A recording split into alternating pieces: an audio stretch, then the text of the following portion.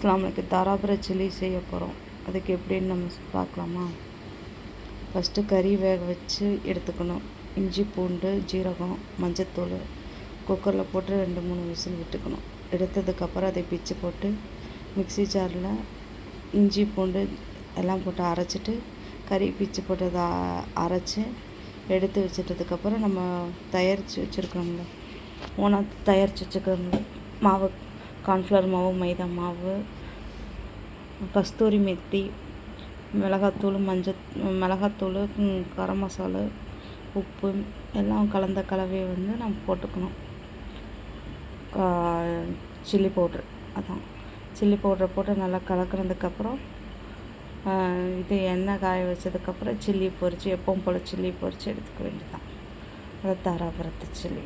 ஜீரகம் கொஞ்சம், கருவேப்பிலை கொஞ்சம் ஆட் பண்ணிக்கணும் எக்ஸ்ட்ரா. பொரித்து எடுத்து நம்ம பார்ப்போம். டுடே ஸ்பெஷல் அதுலேயே மட்டனில் தான் செஞ்சுருக்கேன். மட்டன் கிரேவி லைட்டாக அதுலேருந்து கொஞ்சம் எடுத்து அதிலே பரட்டின மாதிரி வச்சுருக்கேன். அதுக்கப்புறம் பருப்பு குழம்பு, சாப்பாடு. அவ்வளோதான் இன்றைக்கி சமையல்.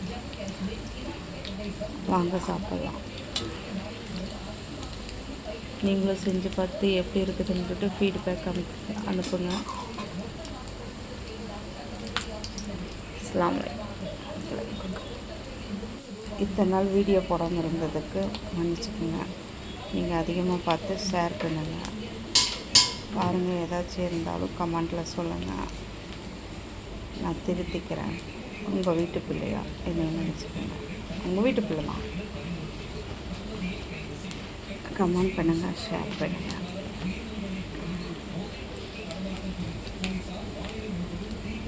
ட்ரை பண்ணி பாருங்கள். இன்ஷா அல்லாஹ் இது குழந்தைகளுக்கு நல்லாயிருக்கும்.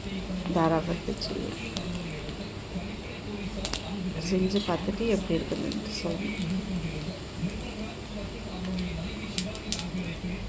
அதிகமான சப்ஸ்கிரைப் பண்ணுங்கள். உங்கள் ஃப்ரெண்ட்ஸுகளுக்கு சொல்லுங்கள்.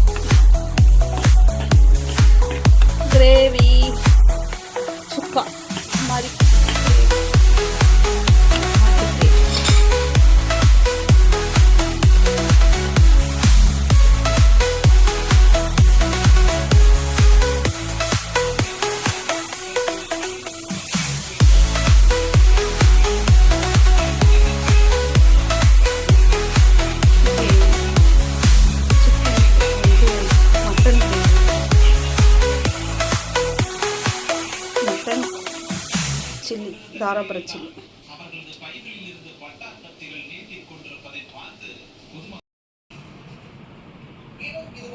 பல்வேறு குற்ற சம்பவங்களின் உண்மையான பின்னணி